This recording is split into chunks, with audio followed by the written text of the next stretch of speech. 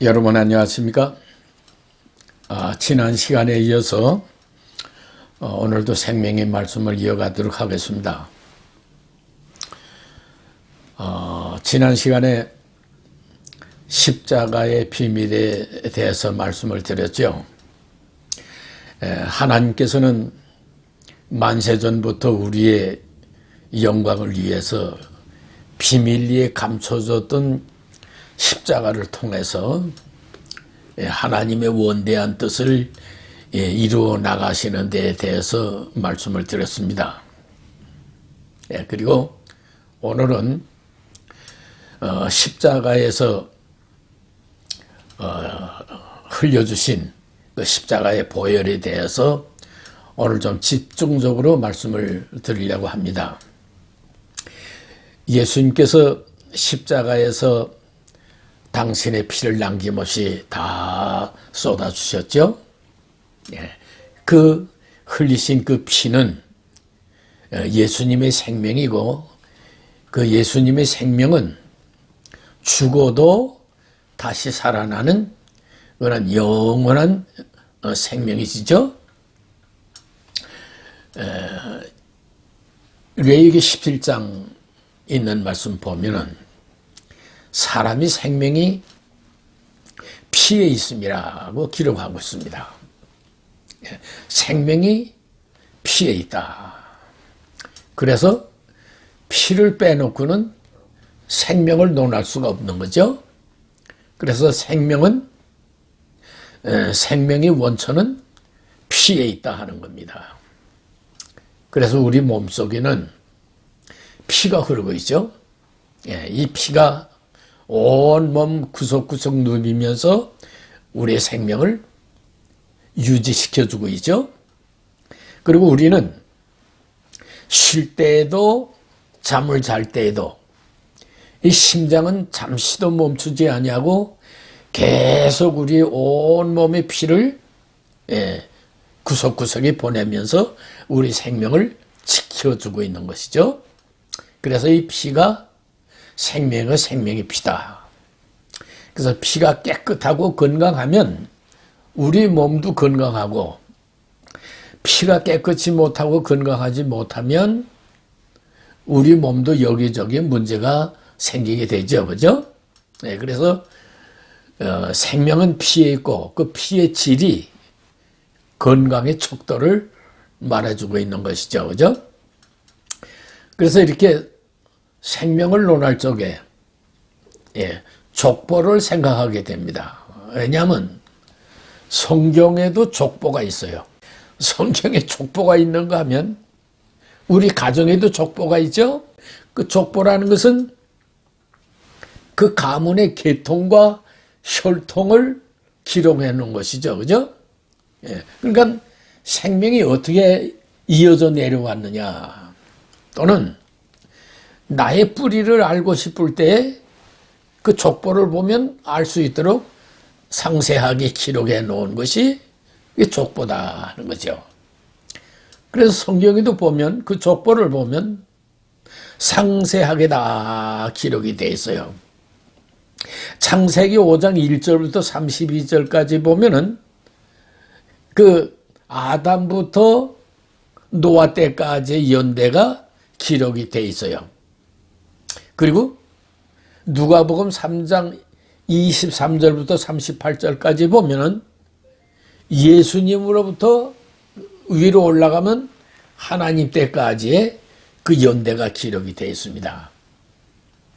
그리고 마태복음 1장 1절부터 17절까지 보면은 아브라함부터 예수님까지의 연대가 기록이 되어 있어요. 이런 거죠. 아브라함이 이삭을 낳고, 이삭이 야곱을 낳고, 야곱이 유다와 그 12형제를 낳고, 이렇게 생명이 이어져 내려오는 거예요. 그죠? 이렇게 내려와가지고 예수님께까지 온 거예요. 기록이 예수님 때까지의 기록이 되어 있는 거예요. 하나님으로부터 예수님 때까지. 또 마태복음 1장에는 아브라함부터 예수님까지. 그러면 예수님은 생명을 그렇게 이어받았으면 예수님도 생명을 이어내려 가셔야 되겠죠. 그죠? 그러면 예수님께서는 그 생명을 어떻게 누구에게 이어져 내려갔을까요? 여러분 어떻게 생각하세요? 예수님은 그 생명을 온 인류에게 다 주셨어요. 온 인류에게 주셨어요. 그 어떻게 인류에게 다 주셨을까요? 십자가에서 당신의 생명이신 피를 남김없이 다 쏟아주셨어요. 그렇죠? 그래서 오늘은 예수님께서 인류를 위해서 다 흘려주신 그 보혈에 대해서 오늘 좀 집중적으로 조명을 좀 해보려고 합니다. 레위기 17장 11절에 있는 말씀을 같이 보시죠. 육체의 생명은 피에 있음이라. 내가 이 피를 너희에게 주어 단에 뿌려 너희의 생명을 위하여 속하게 하였나니 생명이 피에 있으므로 피가 죄를 속하느니라. 예. 생명이 피에 있다. 그리고 피가 죄를 속하느냐. 여러분들 이런 말씀 들어보셨나요? 대단히 중요한 말씀입니다. 피가 죄를 속한다. 히브리서 9장 22절 있는 말씀 보시죠. 율법을 쫓아 그의 모든 것이 피로서 정결케 되나니 피 흘림이 없은즉 죄사함이 없느니라. 모든 것이 피로서 정결케 되기 때문에 피 흘림이 없으면 죄사함이 없다. 그러니까 피 흘림이 있어야 된다는 얘기죠. 그죠? 그래서 구약세대 때는 염소와 송아지의 피를 가지고 하나님께 제사를 드렸어요. 같이 보시죠. 염소 황소의 피와 및 암송아지의 죄를 부정한 자에게 뿌려 그 육체를 정결하게 하여 거룩하게 하거든. 예. 염소와 황소의 피를 가지고 제사를 드렸다. 예. 구약세대 때는 짐승의 피를 가지고 제사를 드렸다. 또 한 구절 보시죠. 히브리서 9장 7절에 있는 말씀. 오직 둘째 장막은 대제사장이 홀로 1년에 한 번 들어가되 자기와 백성의 허물을 위하여 드리는 피 없이는 아니하나니. 네. 대제사장은 1년에 한 번 둘째 장막인 그 지성소에 들어가는데 그 지성소에 들어갈 적에는 피 없이는 들어가질 않았다 하는 거예요. 지성소에 들어갈 적엔 염소와 송아지의 피를 가지고 들어가서 자기와 백성의 허물을 위해서 하나님께 제사를 드렸다 하는 겁니다. 그러죠? 그리고 예수님도 그러므로 예수도 자기 피로서 백성을 거룩하게 하려고 성문 밖에서 고난을 받으셨느니라. 피 흘림이 없으면 죄사함이 없다. 그러죠? 예, 피 흘림이 없으면 죄사함이 없기 때문에 예수님께서도 당신의 피로서 백성들의 허물을 사하고 거룩하게 하기 위해서 성문 밖에서 고난을 받으셨다 하는 거죠. 또 한 구절 보겠습니다. 마태복음 26장 28절에 있는 말씀입니다. 이것은 죄사함을 얻게 하려고 많은 사람을 위하여 흘리는 바 나의 피 곧 언약의 피니라. 같은 말씀이죠. 많은 사람의 죄를 사하기 위해서 당신의 피를 흘리셨다 하는 거예요. 피 흘림이 없으면 죄사함이 없기 때문에 많은 사람의 죄를 위해서 당신의 피를 흘리셨다 하는 거죠. 이 얼마 전에 어느 목사님이 이와 같은 예제사에 대해서 설교하는 것을 들은 적이 있어요. 근데 이 목사님은 이 설교를 할 때 성경 위주로다가 설교를 해요. 시종일관 성경만 가지고 설교를 하시는 분인데 이 다른 목사님들하고 좀 틀려요. 다른 목사님들이 일반 그저 대부분의 목사들은 성경 한 구절 읽어놓고는 세상적인 얘기, 재미난 얘기, 어떻게 하면 교인들을 감동을 시킬까 하는데 거기에 초점을 맞췄지 성경을 가르치고자 하는 마음은 1%도 없어요. 그래죠? 근데 이분은 성경을 위주로 해서 말씀을 전하는데 이분이 전한 말씀이 이런 겁니다. 피 흘림이 없으면 죄사함이 없다. 그래서 구약에서는 염소와 송아지의 피를 가지고 하나님께 제사를 드렸다. 그러나 그 송아지의 피를 가지고는 죄를 사할 수가 없기 때문에 예수님께서 피를 흘리셔야 됐다. 그런 말씀이죠. 그리고 또 구약에서는 제사 드릴 적마다 염소와 송아지가 희생을 당해야 됐다. 그러나 예수님은 단 한 번의 영원한 속죄를 이루셨다 하는 데 대해서 말씀을 전하는 것을 들으면서 조금 아쉬움을 느꼈어요. 뭐냐면 염소와 황소의 피로서 죄를 사할 수가 없기 때문에 예수님께서 피를 흘리셔야 됐다고 하는 말씀은 옳은 말씀이죠. 근데 거기서 아쉬운 점이 뭐냐면 그런 짐승의 피로서는 왜 죄사함 받을 수가 없고 예수님의 피로서라야 죄사함을 받을 수 있느냐 하는 그에 대한 설명을 좀 논리적이고 이치에 맞게 설교를 하셨으면 좋을 텐데 거기 빠져 있어요. 그러니까 그게 좀 아쉽다는 거죠. 거기에 대해서 좀 우리가 좀 알아야 할 필요가 있을 것 같아요. 자, 보세요. 어린애가 태어나자마자 1년도 못 돼가지고 죽는 어린애가 있죠? 네, 흔치는 않아요. 그러나 어쩌다 가끔 그런 경우가 있죠. 그럼 그 어린애가 왜 죽어갈까요? 로마서 6장에 있는 말씀 보면은 죄값은 사망이다 그랬죠? 그럼 그 어린애가 죄를 져서 죄값에 죽어가나요? 어떻게 생각하세요? 네.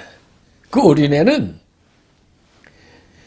그저 배고프면 울고 배부르면 새근새근 잠자고 또 엄마가 눈 맞춰줘가지고 어울려주면 빵긋빵긋 웃고 그게 전부예요. 그건 뭐 천사의 모습을 한 어린애인데 그 어린애가 왜 죽어가요? 죽는 데는 무슨 이유가 있겠죠, 그죠?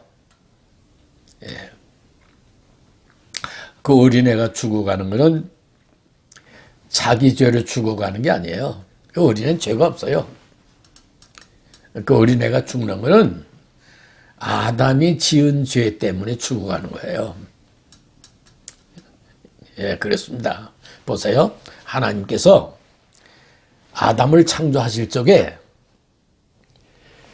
아담과 그 후손과 영원토록 같이 사시기 위해서 사람을 창조하셨거든요. 그러니까 당연히 그들에게도 영원히 살 수 있는 생명을 주셨을 거 아니에요? 그렇죠? 아담이 영생할 수 있는 생명을 소유했던 자였는데 그 배암의 꼬임에 그냥 넘어가가지고 죄를 범하게 된 거예요. 그래서 죄로 떨어진 거예요. 죄로 떨어진 상태에서 생산했기 때문에 그 많은 사람들이 다, 그 후손들이 다 죽어갖고, 아담도 죽고, 이 세상에 태어난 사람이라면 누구를 예외 없이 다 죽어간 거예요. 예, 다 죽어간 거예요. 그래서 아담이 지은 죄를 신학적으로 말하자면 원죄라고 하는 겁니다. 원죄. 네, 여러분, 우리가 원하든 원치 않든 그 원죄가 우리 몸속에 흐르고 있는 거예요. 네. 그 원죄가 우리 몸속에 흐르고 있는 한 누구든지 죄가 있든 없든 다 죽어가게 돼 있는 거예요. 예, 다 죽어가게 돼 있는 거예요. 그래서 하나님께서 우리를 구원하시고자 하시는 것은 이 원죄를 없애버리는 거예요. 소멸시키는 거예요. 그래서 우리를 죽게 만드는 그 원죄를 소멸시키고 그 원죄에서 벗어나면 어떻게 되는 거예요? 죽음에서 벗어나는 거예요. 그렇죠? 네. 하나님께서 구원하시고자 하시는 구원의 뜻이 바로 여기에 있는 거예요. 영생할 수 있도록 지어놓은 하나님의 뜻과는 상관되지 않는 그 상반되는 죽음으로 떨어졌기 때문에 그 죄악을 없애버리고 거기에서 구출하는 겁니다. 그것이 하나님의 구원의 참뜻이에요. 자, 그러면 무엇으로 어떻게 그 원죄를 해결할 수 있느냐 하는 거죠. 그렇죠? 예, 무엇으로 어떻게 그 원죄를 사함받을 수 있느냐. 그래서요, 짐승의 피를 가지고는 이 원죄를 사한다는 건 가당치도 않은 거예요. 그래서 짐승의 피로서는 죄를 사할 수 없는 것이고, 그래서 예수님이 피를 흘리셔야 됐다는 것을 말씀하고 있는 겁니다.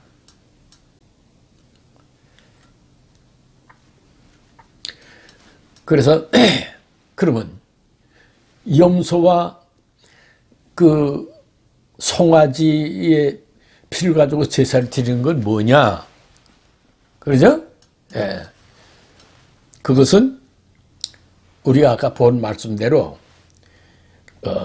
염소와 황소의 피와 및 그 암송아지의 죄를 그 부정한 자에게 뿌려서 그 육체를 정결하게 하고 거룩하게 했다 그랬어요. 육체. 부정된 육체를 정결하게 하고 거룩하게 했다. 그거죠. 죄를 사한다는 게 아니고 육체를 얘기하는 거예요. 그래서 히브리서 10장 4절에 있는 말씀 보는 이는 황소와 염소의 피가 능히 죄를 없이 하지 못하니라. 예, 황소와 염소의 피로서는 죄는 없이 하지 못한다. 또 한 구절 보시죠. 히브리서 10장 11절에 있는 말씀입니다.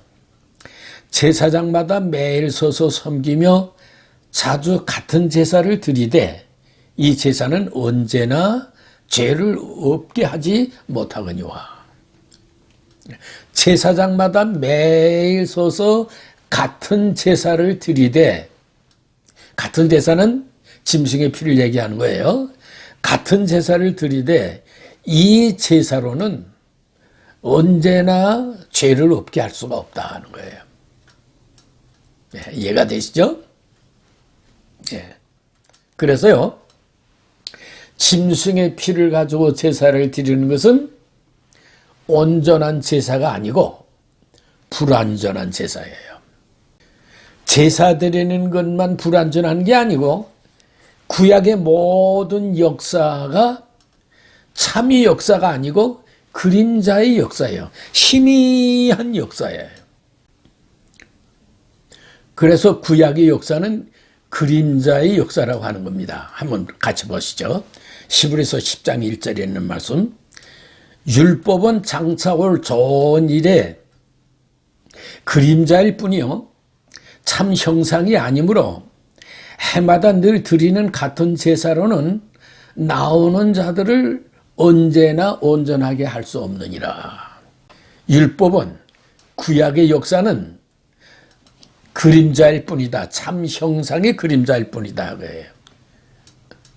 그래서 이 제사는 해마다 늘 같은 제사를 드리되 나오는 자들을 언제나 온전하게 할 수 없다는 거예요. 온전하다는 게 뭐예요? 원죄가 됐든 무슨 죄가 됐든 모든 죄를 다 깨끗이 소멸받을 수 있는 그런 제사라야 그게 온전한 제사죠. 그러니까 짐승의 피를 가지고 드리는 제사는 온전하게 할 수가 없다. 그런 말씀이죠. 네. 그래서 히브리서 9장 12절에는 염소와 송아지의 피로 하지 아니하고 오직 자기의 피로 영원한 속죄를 이루사 단번에 성소에 들어가셨느니라. 염소와 송아지의 피로 하지 아니하고 예수님이 당신의 피로서 영원한 속죄를 이루셨다 하는 그 말씀. 짐승의 피로는 안 돼요. 오로지 예수님의 피라야 모든 죄를 속죄할 수 있기 때문에 당신께서 당신의 피로 영원한 속죄를 이루셨다는 거예요. 그래서 구약의 모든 역사는 그림자이기 때문에 구약의 4천년 역사죠. 4천년 역사 동안에 천국이란 말을 들어본 사람도 없고 그래서 천국을 아는 사람이 없었어요. 예, 그렇습니다. 그리고 영생이라는 말도 들어보지도 못했고 또는 아는 사람이 없었어요. 왜 그랬을까요? 예수님이 오시면서부터 세례요한도 예수님도 예수님의 제자들도 가는 곳곳마다 회개하라 천국이 가까이 왔느니라. 예수님 오시면서부터 천국 복음이 전파됐기 때문에 그런 거예요. 뿐만 아니라 영생도 예수님 오시면서부터 영생을 말씀하기 시작했기 때문에 구약세대 사람들은 귀가 있어도 듣고 싶어도 듣질 못했고 눈이 있어도 보고 싶어도 보질 못했던 것이다 하는 거예요. 그래서 예수님께서 제자들이 이렇게 말씀하세요. 제자들을 돌아보시며 조용히 이르시되 너희가 보는 것을 보는 눈은 복이 있도다. 내가 너희에게 말하노니 많은 선지자와 임금이 너희가 보는 바를 보고자 하였으되 보지 못하였으며 너희가 듣는 바를 듣고자 하였으되 듣지 못하였느니라. 그래서 눈은 가지고 있어도 볼 수가 없었고 귀는 가지고 있어도 들을 수가 없었던 거죠. 그래서 제자들에게 그러나 너희들은 보고 들을 수 있기 때문에 복이다 하는 것을 제자들에게 말씀하시는 거예요. 근데 그건 제자들에게만 해당되는 말씀이 아니죠. 오늘날 우리에게도 해당되는 말씀이에요. 계시록 1장 3절에 있는 말씀 보시죠. 이 예언의 말씀을 읽는 자와 듣는 자와 그 가운데에 기록한 것을 지키는 자는 복이 있나니 때가 가까웁니다. 우리는 이 예언의 말씀을 지금 우리가 읽을 수 있잖아요. 그렇죠? 또는 이 말씀을 우리가 들을 수 있잖아요. 지킬 수 있고 때문에 복이 있다는 거예요. 예. 근데 여기서 우리가 한 가지 분명히 알아야 될 건 뭐냐면 우리가 읽어서 알았고 들어서 알았다면 거기에 지켜야 할 바를 지켜야 복이 있는 자라는 거예요. 예. 그 가운데 기록한 것을 지키는 자는 지키지 못하는 자는 아니죠. 그러니까 지키는 자는 복이 있나니. 그러니까 말씀을 봐서 알고 들어서 알았다면 거기에 기록된 대로 지키고 살아야 된다야 복이 있다 하는 그런 말씀이죠. 네. 그래서 염소의 피와 예수님의 피를 우리가 구분해서 알아야 할 말씀이 여기 이제 종합적으로 기록이 되어 있습니다. 염소와 황소의 피와 및 암송아지의 죄를 부정한 자에게 뿌려 그 육체를 정결하게 하여 거룩하게 하거든. 하물며 영원하신 성령으로 말미암아 흠없는 자기를 하나님께 드린 그리스도의 피가 어찌 너희 양심을 죽은 행실에서 깨끗하게 하고 살아계신 하나님을 섬기게 못하겠느냐. 네. 짐승의 피로 부정한 육체를 정결하게 할 수 있거늘 하물며 영원하신 성령께서 흠없는 자기를 하나님께 드린 그리스도의 피가 어찌 너희 양심을 깨끗하게 못하겠느냐 하는 말씀이죠. 네, 보다 더 중요한 말씀이 또 여기 있어요. 15절에 있는 말씀 보시죠. 15절 이를 인하여 그는 새 언약의 중보니 이는 첫 언약 때의 범한 죄를 속하려고 죽으사 부르심을 입은 자로 하여금 영원한 기업의 약속을 얻게 하려 하심이라. 첫 언약 때의 범한 죄, 아담이죠. 아담이 지은 그 죄를 속하려고 예수님께서 죽으셨다는 거예요. 당신의 피로서 대신하기 위해서 죽으시면서 당신의 피를 흘려주셨다는 거죠. 네. 그래서 좀 더 확실하게 하기 위해서 성경 한 구절 보겠습니다. 요한복음 5장 26절 아버지께서 자기 속에 생명이 있음같이 아들에게도 생명을 주어 그 속에 있게 하셨고 이 말씀을 지난 시간에도 말씀을 드렸어요. 그런데 중요한 말씀이기 때문에 다시 한번 말씀드리겠습니다. 아버지께서 당신의 생명을 아들에게도 줬다 하게. 그 하나님께서 예수님에게만 주셨을까요? 또 있죠. 그렇죠. 아담에게도 줬어요.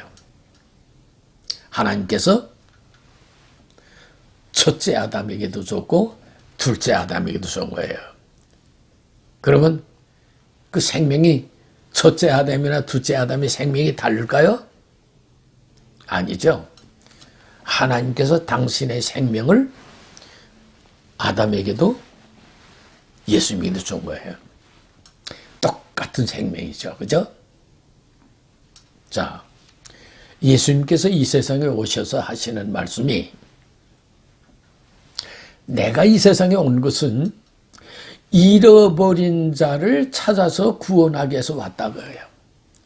잃어버린 자를 찾아서. 하나님께서 누구 잃어버렸죠? 예, 아담을 잃어버렸죠. 하나님께서는 아담하고 같이 사시기 위해서 그걸 창조하셨고 또 그에게 하나님의 백성을 생육하고 번성시키기를 바라셔서 그들하고 같이 사시기를 원하신 거예요. 근데 아담이 어떻게 됐어요? 죄악으로 떨어지고 죽어버린 거예요. 잃어버린 거예요. 그를 찾아서 그 잃어버린 생명을 찾아서 우리에게 주시기 위해서 예수님이 오셨다는 거예요. 내가 이 세상에 온 것은 잃어버린 자를 찾아서 구원하기 위해서 왔다. 우리를 구원하기 위해서 왔다. 어떻게? 그 생명을 다시 찾아서. 예. 그 아담이 잃어버린 생명을 어떻게 찾아줄 거냐 하는 거예요. 그러셔? 그 아담의 생명은 그냥 잃어버린 거예요. 그건 잃어버린 거예요. 그러면 어떻게 해? 예수님의 생명이나 아담이 범죄하기 전 생명이나 똑같은 생명이잖아요. 그러니까 예수님께서 당신의 생명으로 대신 우리에게 주어서 그 생명으로 인해서 우리가 다시 태어나게 하기 위해서 당신의 생명으로 다시 태어나기 위해서 아담으로 인해서 죽게 된 우리를 당신의 영생하는 생명으로 다시 태어나게 해서 우리에게 영생을 주기 위해서 당신의 생명인 피를 다 쏟아주신 것이다.